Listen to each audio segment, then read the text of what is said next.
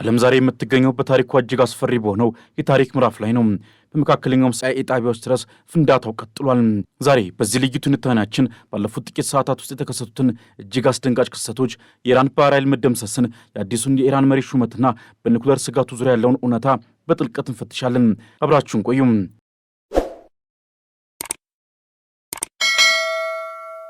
የጦርነቱ አምስተኛ ቀን ሲጀምር ከአሜሪካ ማዕከላዊ እዝ ሴንትኮም የተሰማው ዜና መላውን ዓለም አስደምሟል።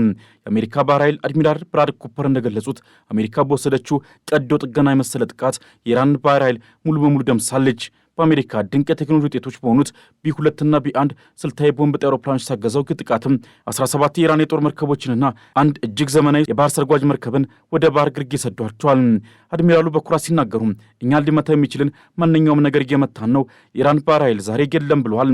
በአሁኑ ሰዓትም በአረብ ባህረ ሰላጤ በሆርሙዝ ወሽመጥም ሆነ በኦማን ባህር ላይ አንዲትም የኢራን የጦር መርከብ አትታይም ብለዋል። ይህ ለኢራን እጅግ ከባድ ሽንፈት ቢሆንም ቴህራን ግን እጅን ሰጥቻለሁ አላለችም። ኢራን በበኩሏ በባህር ኃይሏ ላይ ለደረሰው ጥቃት የሰጠችው ምላሽም ፈጣንና እጅግ አውዳሚ ነበር። የኢራን አብዮታዊ ዘብ እውነተኛ ቃል ኪዳን 4 ወይም ትሩ ፕሮሚስ 4 የተሰኘው ዘመቻ ይፋ አድርጓል። በዚህ ዘመቻ መሰረት ኢራን ከ40 በላይ ሚሳኤሎችን በአሜሪካና በእስራኤል ኢላማዎች ላይ አስወንጭፋለች። በጣም አስገራሚው ክስተት ግን በህንድ ውቅያኖስ ላይ የተፈጸመው ትልቁ ጥቃት ነው። ኢራን ጋደር 380 እና ታላክ የተሰኙ የረጅም ርቀት ሚሳኤሎቿን በመጠቀም አንዲት የአሜሪካ አውዳሚ መርከብን ወይም ዲስትሮየር ሺፕን ነዳጅ የቀዳች ባለችበት ወቅት መትቻለሁ ብላለች። ሚሳኤሎቹ በ2000 ኪሎ ሜትር ርቀት ላይ ያለን ኢላማ በትክክል የመምታት አቅም ያላቸው ሲሆኑ ጥቃቱ በአሜሪካ መርከብና በነዳጅ ጫኝ መርከቧ ላይ ከፍተኛ ቃጠሎ ማስከተሉ ዘግቧል። ኢራን የሆርሙዝ ወሽመጥ በእጄ ነው ማለት መላውን ዓለም አስደንግጣለች። ጦርነቱ አሁን በኢራንና በእስራኤል መካከል ብቻ አይደለም። በሳውዲ አረቢያ ሪያድ የሚገኘው የአሜሪካ ኤምባሲ ግቢ ውስጥ ያለው ሆኖ መመረጡ ተሰምቷል። የዛሬው ትልቁ ሰበር ዜና በኢራን ከፍተኛ ስልጣን ሽግግር መደረጉ ሲሆን በቴህራን የሚገኘው የሊቃውንት ጉባኤ ወይም አሴምብሊ ኦፍ ኤክስፐርትስ በአብዮታዊ ዘቡ ከፍተኛ ጫና የሟቹ መሪ አሊ ካሜኒ ሁለተኛ ልጅ የሆነውን ሙጅታባ ካሜኒን ቀጣዩ የአገሪቱ የበላይ መሪ አድርጎ መርጦታል። ሙጅታባ ካሜኒ ከአባቱ የበለጠ ለጦርነት ቅርብ የሆነ አቋም እንዳለው የሚታወቅ ሲሆን የእሱ ወደ ስልጣን መምጣት ጦርነቱን ይበልጥ ሊያባብሰው እንደሚችል ተፈርቷል። ይህ የ56 ዓመቱ ሰው ከአባቱ በበለጠ አክራሪና ለጦርነት ቅርብ እንደሆነ ይነገራል። ሙጅታባ ከዚህ ቀደም በአውሮፓ ማለትም ለንደን፣ ስዊዘርላንድና ሊስታይሰን የቅንጦት ቤቶችንና ሚስጥራዊ የባንክ ሂሳቦች እንዳሉት ይነገራል።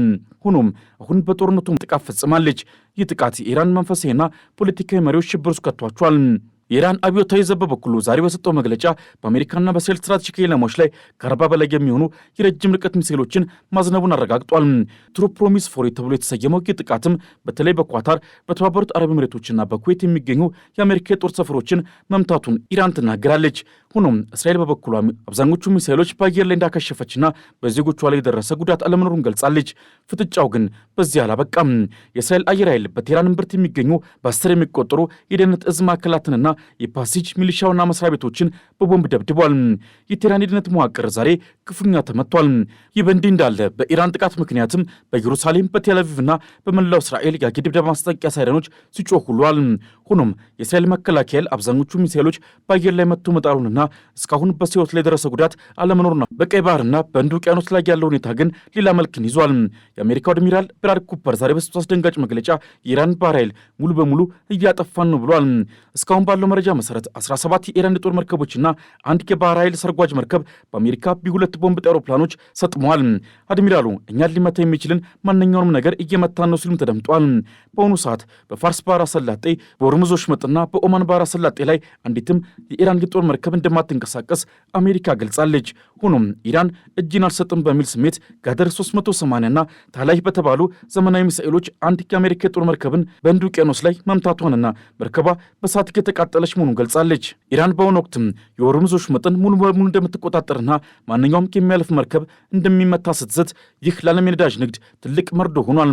ኢራን ትሩ ፕሮሚስ 4 በተሰኘው በዚሁ ዘመቻዋ የሆርሙዝ ወሽመጥን ሙሉ በሙሉ እንደተቆጣጠረች አውጃለች። እጅግ አስፈሪ ገደል አፋፍ ላይ ነው። በመካከለኛው ምስራቅ የተቀሰቀሰው እሳታማ ጦርነትም ዛሬ 5ኛ ቀኑን ሲይዝ ነገሮች ከቁጥጥር ውጭ እየሆኑ ነው። ይህ ጦርነት በሁለት ሀገራት መካከል የሚደረግ ግጭት መሆኑ ቀርቶ መላውን የሰው ልጅ ስልጣኔ ወደ አመድነት ሊቀይር የሚችል የኒውክሌር ፍንዳታ ሽታ እያገነነ ነው። ከአሜሪካው ግዙፍ ቢ2 ቦምብ ጣይ አውሮፕላኖች እስከ ኢራን የባለስቲክ ሚሳኤሎች ከቴህራን የደህንነት ማዕከላት እስከ ሪያድ ድረስ ዓለም እየተናወጠች ነው። እስራኤል በደቡብ ሊባኖስ የሚገኙ እንደ ቃናና ክፋር ኪላ ያሉ 13 ተጨማሪ ከተሞች እንዲለቀቁ አዛለች።